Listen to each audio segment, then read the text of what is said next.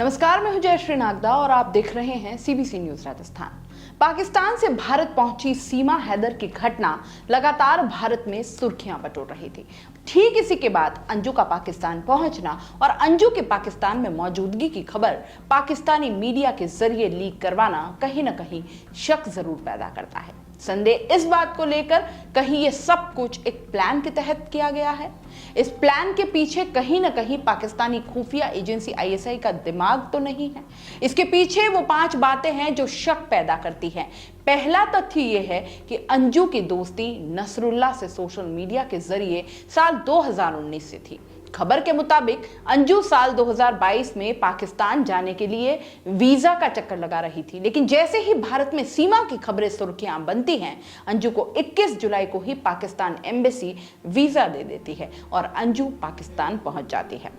गौरतलब है कि पाकिस्तान एम्बेसी में आईएसआई के अफसरों को तैनात किया जाता है। इस बात का खुलासा वक्त वक्त पर भारत की एजेंसियां करती रही हैं। साथ ही जानबूझकर अंजू के पाकिस्तान में मौजूदगी की खबर पाकिस्तानी मीडिया को दी गई, जबकि अंजू पाकिस्तान जा रही है इस बात की खबर तो उसके पति को भी नहीं थी। अंजू के गायब होने की भी कोई शिकायत अंजू के पति ने पुलिस को नहीं दी थी। ऐसे में वो कहां गई और कहां नहीं, इसकी जानकारी भारत में किसी को कभी नहीं होती। सवाल यह है कि अंजू अगर अपने दोस्त से मिलने के लिए कुछ दिनों के लिए पाकिस्तान जाती है तो उसकी खबर पाकिस्तान की मीडिया को किसने दी।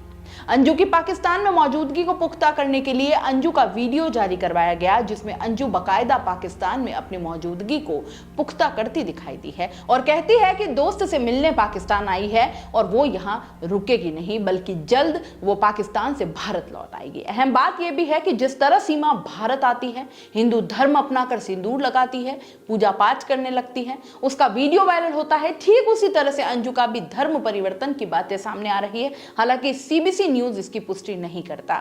अंजू का धर्म परिवर्तन करवाकर फातिमा बन जाने की खबरें वायरल हैं। सीमा और सचिन की अगर बात करें तो दोनों प्यार करते थे, ये शुरुआत से खुलकर दोनों ने कहा है, लेकिन अंजू और नसरुल्लाह ने साफ कहा था कि दोनों दोस्त हैं, प्यार नहीं करते और ना ही शादी का कोई इरादा है। लेकिन कुछ दिनों में सब कुछ बदल जाता है। इन सब के बाद अचानक शादी होती है, धर्म परिवर्तन होता है और वीडियो वायरल किया जाता है।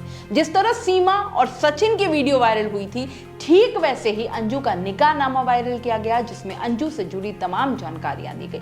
ये भी बताया गया कि अंजू से वो फातिमा बन चुकी हैं। जाहिर है जिस तरह से सीमा के भारत आने पर पाकिस्तान में हाय तौबा मची, सीमा को पाकिस्तान वापस भेजने के लिए लगातार धमकियां दी जा रही थी। यहां तक कि पाकिस्तानी डाकुओं ने धमकी देते हुए पाकिस्तान में मंदिरों पर हमला तक करने की कोशिश की। उससे सीमा को लेकर पाकिस्तान की खींच साफ समझ आती है। लेकिन सीमा और अंजू में 2 बात है जो साफ करती हैं, वो ये कि सीमा का आना अब तक एक प्रेम कहानी की तरह लगता है, लेकिन अंजू का फातिमा बनना और शादी किसी साजिश से नजर आती है। अंजू के इस कृत्य से ग्वालियर में रहने वाले उसके पिता बेहद नाखुश हैं। उन्होंने कहा है कि समझो वो मेरे लिए मर गई। पिता गया प्रसाद थॉमस बोले कि वह पाकिस्तान चली गई है, वहां शादी कर ली, मेरा इससे कोई लेना देना नहीं है, अब सब खत्म हो गया, मेरे लिए वो मर गई। पिता गया प्रसाद थॉमस ये भी कहते हैं कि अब उसने पाकिस्तान में विवाह कर लिया है, जो लड़की घर से बाहर चली गई उसके बारे में क्या कहें, हमारे लिए तो मर गई, उसकी शादी की, अब उसके साथ खत्म है मामला हमारा। थॉमस ने यह भी कहा कि पति को तो छोड़िए, उसे अपने बच्चों का ख्याल तक नहीं आया, अब उसके बच्चों का क्या होगा, कौन जिम्मेदार होगा उनका, और अब उनके लिए तो हमें करना पड़ेगा ना। अगर उसे यही काम करना था तो जैसे शादी की तो इधर तलाक ले लेती, उसके बाद करती। अंजू के निकाह की खबरों के बाद उसके पिता ने कहा कि अब मेरी चिंता दूर हो गई, ईश्वर की मर्जी भी यही है, इसीलिए ऐसा हुआ, कल की कोई नहीं जानता कि कल क्या होगा। अंजू के पिता गया प्रसाद ये भी कहते हैं कि मुझे कोई जानकारी नहीं है, मुझे इससे कोई लेना देना नहीं है। इससे पहले उसकी शादी 18-19 साल पहले ही हो गई थी। बेटी का मेरे यहाँ पर आना जाना होता रहता है, कोई शादी हुई या कार्यक्रम है तो आना जाना होता था, हम रोज थोड़ी ना मिलते हैं। बाकी मेरा कोई रिलेशन नहीं है। 1-1 साल हो जाती है जब उसकी मेरी बात तक नहीं होती। पिता ने कहा कि न भेजने का दबाव था न आने का दबाव है, मेरी तरह से कोई दबाव नहीं, मैं सरकार से कोई अपील भी नहीं करूंगा, बिल्कुल भी नहीं, उसे पड़ी रहने दो, मैं हाथ जोड़ लूंगा और कहूंगा वहीं मरने दो। अगस्त में उसका वीजा खत्म हो रहा है। इस पर उसके पिता ने कहा कि वीजा खत्म हो या वो खत्म, मुझे कोई फर्क नहीं पड़ता।